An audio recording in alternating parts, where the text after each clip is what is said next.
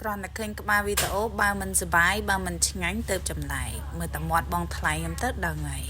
ថាកម្រងក៏ដូចអត់កម្រងប៉ុន្តែត្រៀមមកគូតឡានថ្ងៃនេះថ្ងៃអាទិត្យនាំគុនកូននិងគ្រួសារបងស្រីទៅលេងចំការនិងស្រែរបស់គាត់នេះមានម៉ូតូមានឡានដាក់ពេញនឹងវិចទាំងជុំវិចទាំងជ្រុញទៅហើយអត់មានកម្រងទេគ្រួសារចៅកេតនេះគិតឃើញភ្លាមគឺទៅផ្លេតធ្វើអីក៏ដែរសើមានកម្រងទេបើមានកម្រងគឺអត់ដែរបានទៅចឹងហ្មង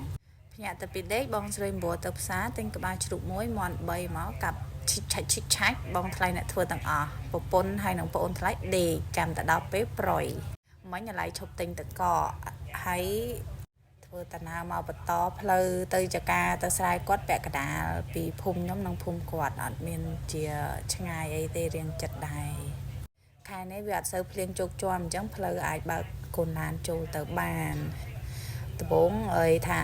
ឲ្យក្មួយថតមើលទេសភាពណាដល់ពេលផ្លូវពិបាកពេកទៅជីអើតកឲ្យក្មួយថាបាញ់ម្នេះមើលតកងឡានអើតកមើលពេលឥឡូវជីមានណាជាប់ផងបានសម្រាប់ស្មានតែមិនអីថាជាប់មែនចុងក្រោយបានបងថ្លៃនេះយកឡានដល់ទីតាំងខ្ញុំបានតែមកជីទេអារឿងជាប់រឿងអីហ្នឹងគ្មានចេះគ្មានជំនាញអីទេដល់ឃើញទេសភាពរឿងស្អាតហើយខ្យល់ត្រជាក់ទៀតបាញ់កាមេរ៉ាទៅនិយាយរួមអត់ធ្វើអីទេចាំតែបងថ្លៃអ្នកធ្វើមានបងថ្លៃមួយជាកញ្ចប់តែម្ដងស្អីក៏ចេះដែរមិញឥឡូវតែនិយាយហួសភ្លេចមើលលោកញីឈ្មោលឲ្យតែទាញកាមេរ៉ាដល់មកទៅសៀអាងគាត់មានគូយើងអត់គូចាស់តាមចាស់ទៅក្មេងៗលេងតាមក្មេងៗទៅទេសភាពវារឿងត្រជាក់ត្រឆៃត្រឈុំ